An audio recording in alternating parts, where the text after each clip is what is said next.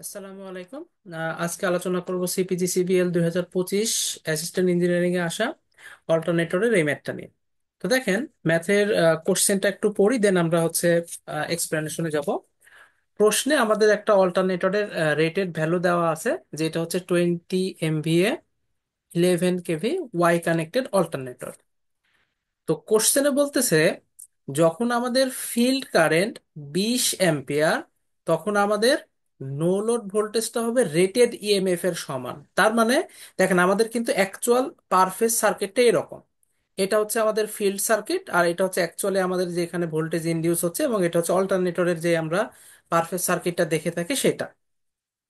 Normally দেখা যায় ম্যাথগুলোতে কি হয়, আমাদের এই ফিল্ড কারেন্টটা আনচেঞ্জ থাকে, ফলে নো লোড একটা ফিক্সড যে ভোল্টেজটা আমরা পাই সেটা দিয়েই ম্যাথ করি। বাট এইখানে বলতেছে 20 অ্যাম্পিয়ার, যখন এই যে এখানে যখন 20 অ্যাম্পিয়ার ফ্লো করতেছে, তখন আমাদের এইখানে নো লোড ভোল্টেজ তৈরি হচ্ছে কত, 11 কেবির পার ফেজ। তো এটা তো আসলে পার ফেজ সার্কিট, তার মানে নো লোড ভোল্টেজ 11 কেবি, তাহলে এখানে পাবো হচ্ছে 11/√3 কেবি। যাই হোক, যেটা নর্মালি আসে। অ্যান্ড আমাদের কোশ্চেনটা বলতেছে যে এই যে এই সার্কিটটা আছে অল্টারনেটরের, এই সার্কিটটাকে আমরা শর্ট করে দিব। কিন্তু শর্ট করার সময় আর 11 কেভি পাবে না। কেন পাবে না একটু দেখেন। বলতেছে at short circuit rated current flow at 12 ampere field current. তার মানে যখন শর্ট সার্কিট হচ্ছে, তখন এই সার্কিটে রেটেড কারেন্ট ফ্লো করতেছে। রেটেড কারেন্ট কোনটা? এই যে এই ভ্যালু দিয়ে যে কারেন্টটা পাবো সেটা রেটেড কারেন্ট। কিন্তু ভোল্টেজ কত হবে? এই দেখেন, ফিল্ড কারেন্ট বলে দিছে 12 অ্যাম্পিয়ার।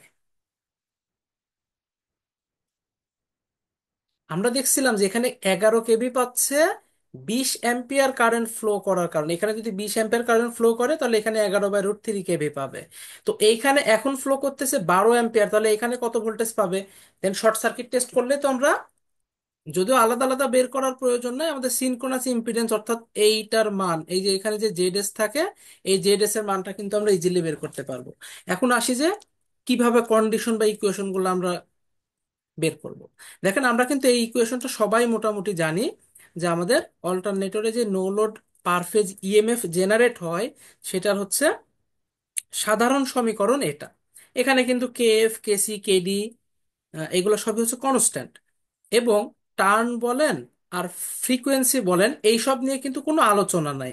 তার মানে আমরা বলতে পারি যে আমাদের যে ইকুয়েশনটা আছে, এইখানে চার একটা কনস্ট্যান্ট, কে এফ একটা constant, KC constant, KD constant, frequency constant, T constant. তার মানে এটা তো আসলে ই এ বোঝায় আর কি। তাহলে ই এর মান ডিরেক্টলি ফাই এর উপর ডিপেন্ড করতেছে, তার মানে এখানে কি পরিমাণ ফ্লাক্স তৈরি হবে। আর এখানে ফ্লাক্স তৈরি হয় কিসের উপরে? আমরা জানি যে এখানে যে কারেন্টটা ফ্লো করতেছে তার উপরে। তার মানে আমরা একটু আবার সামারাইজ করি, যে ই এ, এইটার মান ডিপেন্ড করতেছে ফাই এর উপরে। ফাই অর্থাৎ এখানে যে ফ্লাক্সটা তৈরি হবে, সেটা ডিপেন্ড করতেছে আই এফ এর উপরে। তার মানে ই এর ভ্যালু অ্যাকচুয়ালি আই এফ এর উপর ডিপেন্ড করতেছে। তাহলে এটাকে আমরা সরাই ফেলি। ওকে, তাহলে আমরা বিষয়টাকে লিখতে পারি এইভাবে, যে ই এ, এইটার যে ভ্যালু আছে, এইটা হচ্ছে আই এফ এর উপরে সমানুপাতিক। কিভাবে আসছে সেটা কিন্তু আমি দেখাই দিলাম। আই এফ এর উপর সমানুপাতিক। তার মানে এই যে আমাদের কারেন্ট যখন, এই যে এইখানকার ফিল্ড কারেন্ট যখন 20 অ্যাম্পিয়ার থেকে চেঞ্জ হয়ে 12 হয়েছে, এইখানকার ইনডিউস ভোল্টেজ কিন্তু 11/√3 থেকে চেঞ্জ হয়ে অন্য একটা কিছু হবে। সেই অন্য একটা কিছু কত সেটা আমরা জানি না। বাট সেই সময় কিন্তু আমাদের শর্ট সার্কিটটা ঘটতেছে, কারণ প্রশ্নেই বলে দিছিল যে শর্ট সার্কিট ঘটতেছে কখন, যখন ফিল্ডের ভেতরে আমি 12 অ্যাম্পিয়ার কারেন্ট ফ্লো করাচ্ছি। তাহলে ফিল্ডের ভেতরে আমি ফ্লো করাচ্ছি 12 অ্যাম্পিয়ার, ওই মুহূর্তে আমার শর্ট সার্কিট করে দিলাম।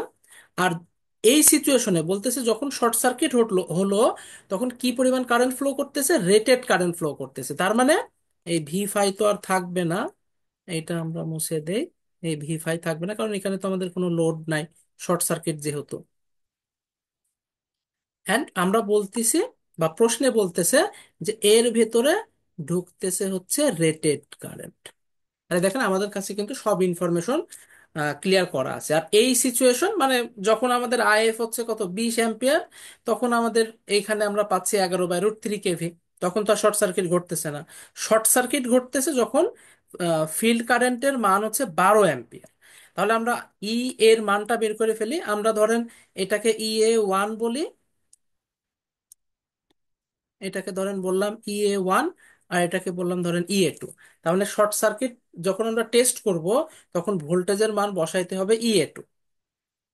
তাহলে EA2 কিভাবে, যেহেতু সমানুপাতিক, তাহলে আমরা এইভাবে লিখতে পারি যে EA2 divided by EA1 equal IF2 divided by IF1। IF2 কত? IF2 হচ্ছে 12 অ্যাম্পিয়ার। IF1 কত? IF1 হচ্ছে 20 অ্যাম্পিয়ার। EA1 মানে আগের ভোল্টেজটা কত? 11/√3, যেহেতু এটা পার ফেজ, তো আমাকে পার ফেজ ভোল্টেজ নিতে হবে। তাহলে এখন দেখেন EA2 সমান কত লেখা যায়? EA2 সমান 12 ডিভাইডেড বাই 20 ইন্টু EA1 এর মান কিন্তু 11/√3। এত কেভি যেটা আসবে সেটা হচ্ছে আমাদের কেভিতে আসবে। তাহলে হচ্ছে 12 × 11 ডিভাইডেড বাই √3 × 20। তাহলে এটা আসতেছে কত দেখেন, 3.81 কেভি। আবার শর্ট সার্কিটের সময় শর্ট সার্কিট কারেন্ট, অন্যান্য অন্যান্য প্রশ্নে কিন্তু শর্ট সার্কিট কারেন্ট বলা থাকে যে শর্ট সার্কিট কারেন্ট 100 অ্যাম্পিয়ার বা 200 অ্যাম্পিয়ার বা সামথিং এরকম। বাট এখানে বলতেছে শর্ট সার্কিট কারেন্ট হচ্ছে রেটেড কারেন্টের সমান। তাহলে রেটেড কারেন্ট অবশ্যই রেটেড ভোল্টেজ আর রেটেড পাওয়ার দিয়ে বের করতে হবে। তাহলে আমরা আই রেটেডটা বের করে ফেলি। এখানে আমাদের কোশ্চেনে যে আই রেটেড আছে এটা কত? 20 MVA। তাহলে 20 × 10⁻⁶ Y connected phase line same. তাহলে আমরা √3 ইন্টু 11,000 করে দিলাম। তাহলে এটা কিন্তু আমাদের রেটেড কারেন্ট চলে আসবে। যেহেতু ইম্পিডেন্স থাকে পার ফেজে, ফলে পার ফেজ ভোল্টেজকে পার ফেজ কারেন্ট দ্বারা ভাগ করতে হবে। এখানে কিন্তু ফেজ কারেন্ট লাইন কারেন্ট সমান, ভাগ করে দিলে কিন্তু আমরা ইম্পিডেন্সের মান পেয়ে যাব। এক্সএস আর আর এ আলাদা আলাদা বের করার কোনো ক্লু নাই, বের করার দরকার নাই, প্রশ্নে শুধুমাত্র ইম্পিডেন্সের মান চাইছিল। ইম্পিডেন্সের মান দেখাইলেই কিন্তু ওকে। তাহলে 20 × 10⁻⁶ ডিভাইডেড বাই √3 × 11,000। এইটা কিন্তু অনেক সময় বলে দিতে পারতো যে শর্ট সার্কিট কারেন্ট অন্য একটা কিছু, মানে কোশ্চেনে দেওয়া থাকতো, যেটা দিত সেটা নিতাম। এখানে যেহেতু শর্ট সার্কিট রেটেড এর সমান, এই জন্য রেটেড কারেন্টটা নিব আমরা। তাহলে 1049.73 অ্যাম্পিয়ার। এবার খেয়াল করেন, শর্ট সার্কিটের সময় এইখানে শুধুমাত্র এই ভোল্টেজটা আছে আর এই ইম্পিডেন্স আছে। তাহলে আমরা যদি ভি কে আই দ্বারা ভাগ করে দিই তাহলে তো জেড পাবো, জেড সমান V/I। করে দিলে কিন্তু আমাদের জেড এস এর মানটা পেয়ে যাব। অর্থাৎ আমাদের যে ইম্পিডেন্স, সিনক্রোনাস ইম্পিডেন্স, এটা সমান হবে হচ্ছে EA2 এর মান ডিভাইডেড বাই এই যে আই রেটেড আছে, দুইটা যেহেতু পার ফেজ, এই জন্য আমরা পার ফেজ ইম্পিডেন্স পাবো। থ্রি ফেজ ইম্পিডেন্স তো আর আসলে বলে কিছু নাই, পার ফেজ ইম্পিডেন্স। তাহলে আমরা কি করব, উপরে ভোল্টেজ, ভোল্টেজ হচ্ছে 3.81 কেভি।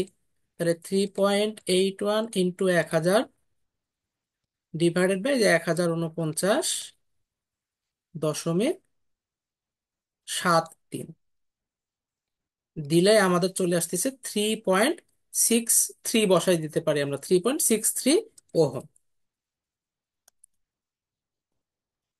এই হচ্ছে আমাদের এই প্রশ্নটার অ্যান্সার। এটা কিন্তু মোটামুটি সহজ। তো কয়েকটা ক্লু আমি বলে দিচ্ছি যে প্রশ্নটা কিভাবে চেঞ্জ হতে পারে বা নর্মালি হয়।